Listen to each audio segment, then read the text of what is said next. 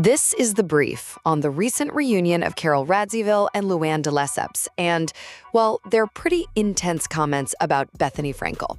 So Carole Radziwill and Luann de Lesseps, former co-stars, their big feud kind of blew up right before Carole left the show after season 10. Well, they just sat down together with Andy Cohen for the first time since, 2018. It really illustrates what drove that wedge between them. In this video, we'll be talking about the revelation of their drama's root cause and Carole's definitive statement on her future with the franchise. Okay, so this epic reunion happened on Andy Cohen Live, and Andy himself noted, hey, this is significant because he couldn't even remember what their whole drama was about. Luann jumped right in, clarifying the conflict was, quote, really kind of around Bethenny Frankel at the time. Carole totally agreed with that, but Luann went even further, stating plainly that Bethenny is just evil. Whoa. Carole actually seconded this, adding that Bethenny created a lot of tension. Carole did note that, yeah, the tension was good for the show for a time, but Luann agreed there was this certain darkness that eventually just changed the whole flavor of the show. A huge contrast, Carole mentioned, to her memories of just laughing in the earlier seasons. Now, following this dramatic sit-down, Carole addressed all those persistent rumors about a possible return to the franchise. She flat out said she is so out of that world and confirmed she has not been called to return, adding that she just can't imagine doing it. Carole clarified her recent press appearances, including Watch What Happens Live, were actually for promoting a CNN documentary, definitely not a comeback. She pointed out that RHOSLC doesn't even exist anymore, in her view. Before we get into the next update, I need to check in with you all. If you're enjoying our little tea session, take a millisecond to hit the like button and subscribe to join the best reality TV community on YouTube. Done? Let's move on to next update now. Next, we are going to talk about the latest updates from Garcelle Beauvais, including an unexpected red carpet encounter. So picture this, the AFI Fest closing night, right? And there's Garcelle Beauvais and almost Sutton Stracke. Talk about awkward. This was literally just days after Garcelle went on Watch What Happens Live and confirmed, that her friendship with Sutton, totally over. She basically said Sutton didn't have her back at the reunion, and then when Garcelle called her on it, crickets. No accountability. And yeah, Garcelle said that really hurt. But wait, there's more on the unexpected encounters front. Garcelle also talked about running into Mauricio Umansky and PK Kemsley, Kyle Richards and Dorit Kemsley's estranged husbands, while she was out for dinner. Apparently, PK asked her, on a scale of 1 to 10, how she felt after the whole show situation. And Garcelle, her answer was just perfect. 30. She said it had them totally cracking up. Now, moving away from the drama, Garcelle seems really focused on life after Housewives. She mentioned how having a little privacy is nice, especially when it comes to dating. She says her heart's open, but her ideal partner, definitely someone who doesn't want to be on reality TV. Makes sense, right? She's also soaking up time with her kids before they head off to college and diving into other creative stuff like her Lifetime movie, Taken at a Truck Stop, a black girl missing movie. And she was clear about why projects like that matter so much. It's about bringing attention to the huge difference in how missing black and brown people are covered and trying to hold people accountable. Really important stuff. So this was today's update about Garcelle Beauvais' post-show life. Let's now move on to next update. Next, we're going to talk about the Real Housewives of Salt Lake City star Angie Katsanevas, as she addresses her intense feuds with co-stars Lisa Barlow, Meredith Marks, and Mary Cosby. So Angie recently gave us the rundown on these major conflicts, kind of shedding light on where all this tension comes from and, well, setting something straight from this season. She started with her ongoing drama with Lisa Barlow, claiming their conflict really kicked off again shortly after that French fry franchise luncheon. Angie basically feels Lisa just, slings accusations out there without any facts. She pointed to those repeated, kind of wild rumors about the Soup Man, which apparently changed from soup to suit and then something else entirely. Angie shared that hurling these insults like those unverified rumors about credit cards is really triggering for her, mostly because she's already had to deal with so many rumors about her marriage and supposed mafia ties. Beyond her own issues, Angie also revealed that Lisa actually encouraged her to keep like a grenade of dirt on Meredith Marks for when their relationship inevitably went south. Angie insisted she had multiple chances to use that info after she came on the show, but never did, saying that kind of manipulation is just not how she plays ball. And finally, Angie clarified that rocky patch she had with Mary Cosby. She confirmed it's all resolved now. Apparently, the main tension was rooted in Mary being worried about Angie while she was away filming Wife Swap and didn't have cell service. Angie now holds herself accountable for her reaction back then, acknowledging Mary simply wanted her to hold herself to a higher standard. So this was today's update about Angie Katsanevas' feud updates. Let's now move on to next update. Next, we're going to talk about a really serious health update shared by Sam Vanderpump. He's Lisa Vanderpump's nephew, just 28 years old. So yeah, he's facing, a huge health battle right now.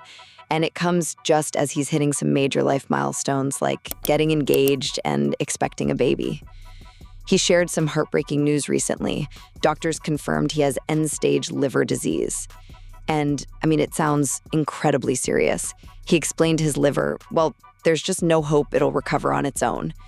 The doctors were pretty direct, telling him something like, "Look, I wouldn't be having this call if I thought you could make it through the next 4 or 5 years." Wow.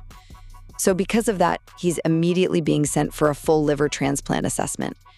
But despite all this, this really tough diagnosis, Sam's got this remarkably resilient attitude. He actually said he sees his current health as a gift. And he's planning to just stay as healthy as possible until he gets that call for surgery so he can wake up better afterwards. It's quite the outlook, especially with everything else going on. He and his fiancée, Alice Yaxley, got engaged back in March 2025. And then in September, they shared they're expecting their first child together. So this was today's update about Sam Vanderpump's critical diagnosis and, really, his resilient outlook. Let's now move on to the next update. Next, we are going to talk about Brittany Cartwright's reactions to the ongoing feud between Lala Kent and Scheana Shay, and why she recently broke up with boyfriend Brandon Hanson. Okay, so Brittany expressed, deep sadness over this public feud between Lala and Scheana. She mentioned that both sides have completely different versions of what happened, which makes it tricky. She really hopes they can talk privately, because she believes talking about it all publicly is just hurting their long-standing friendship even more, though she recognizes there's still real love between them. Brittany also clarified her current dynamic, saying Lala has been an amazing friend and that she sees her all the time, describing Lala as really thriving. She pointed out that Lala and Scheana still see each other frequently since their kids are in school together, despite all the public drama. Then Brittany addressed her recent breakup with Brandon Hanson. She explained that she realized she actually loves being single right now. The relationship, she'd known him for a long time, but she said it ended because the long distance, the pressure, and his obligations were, just too much. She kind of sees her ability to quickly realize the relationship wasn't working and move on as a sign of personal growth. She contrasted it with how her younger self would have probably desperately tried to hold on. Oh, and she added she hadn't wanted the relationship to go public anyway, but it just kind of got blasted everywhere before she felt ready. So this was today's update about Brittany Cartwright's thoughts on friendship drama and her recent split. Let's now move on to the next update. Next, we're going to talk about private investigator Beau Dietl setting the record straight regarding claims made by Ruelas on The Real Housewives of New Jersey. So Dietl is really pushing back against what he calls total lies from Ruelas, Teresa Giudice's husband. This all blew up after the season 13 finale, where Lewis claimed Dietl gave him information on each person on the cast, saying he knew shit about everybody. But Dietl, he's saying, no way. He admits Lewis did ask him to do something for him, but he's adamant it had absolutely nothing to do with the show. He insists he's never done background work on the cast. He called the whole dirt on everyone thing just nonsense and total lies. Apparently, he even told Lewis to stop throwing my name around unless he was actually going to hire him. You can kind of see why Dietl's frustrated, right? He mentioned he spent over 40 years doing real PI work. Think killings, threats, kidnappings, corporate investigations. So getting dragged into this RHONJ stuff, he called it embarrassing. And then there's this whole other thing. Dietl's name also popped up in that lawsuit from February 2024, the one filed by Louis Ruelas' ex, Vanessa Reeser. Yeah, that suit accused Dietl, Ruelas, and some others of hacking into computers to harass and abuse Reiser. Dietl's response? A flat denial. He's like, I never hacked anyone's computers, period. He says there's absolutely no evidence because it never happened and thinks people just throw his name around to create drama or get attention. So, this was today's update about Beau Dietl, debunking Ruelas' claims and addressing the Vanessa Reeser lawsuit. Let's now move on to the next update. Okay, next we are going to talk about the latest Real Housewives of Salt Lake City yacht trip, which Wow, brought a really dramatic confrontation over leaked cast dirt. So the whole thing kicks off on Heather's yacht trip. It was actually a below-deck crossover featuring Captain Jason. But the waters weren't just rocky, literally.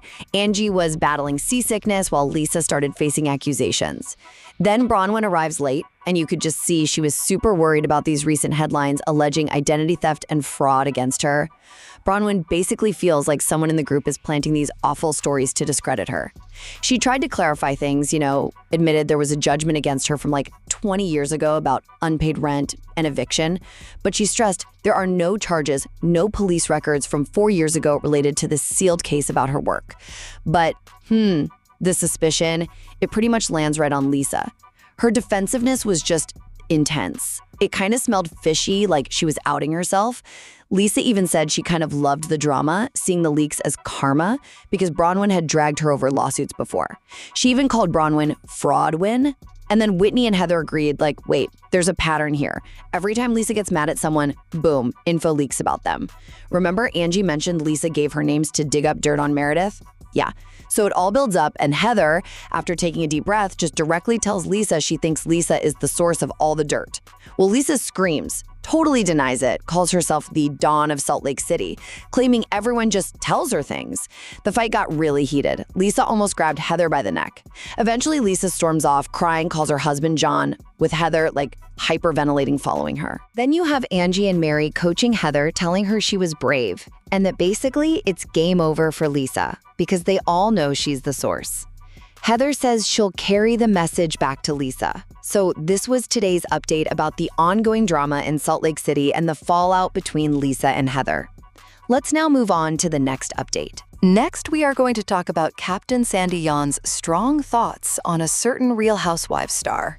Okay, so Captain Sandy Yawn, right? Known for being pretty diplomatic. Well, she was recently on Watch What Happens Live, and Andy asked her, which Bravo celebrities she wasn't exactly thrilled about seeing at BravoCon. Her reaction? Pretty immediate, actually. She brought up watching the latest season of The Real Housewives of Salt Lake City and basically said she was just, wow. She felt like some behavior is just not cool. And she didn't stop there. She specifically named Lisa Barlow. Sandy mentioned that, yeah, she liked Lisa before, but maybe this season, Barlow's doing a little too much. She even referenced that wild comment Lisa made about having alien DNA. Remember that one? And look, this reaction from Sandy, it really illuminates all the tensions swirling around Lisa Barlow this season. I mean, Lisa's been catching heat from the RHOSLC cast for a couple of big things. Like, first, accusations she's keeping her personal life and finances super private. And second, maybe even worse, there's this growing suspicion among pretty much all the women that Lisa allegedly, digs up dirt on them to use later. Oof.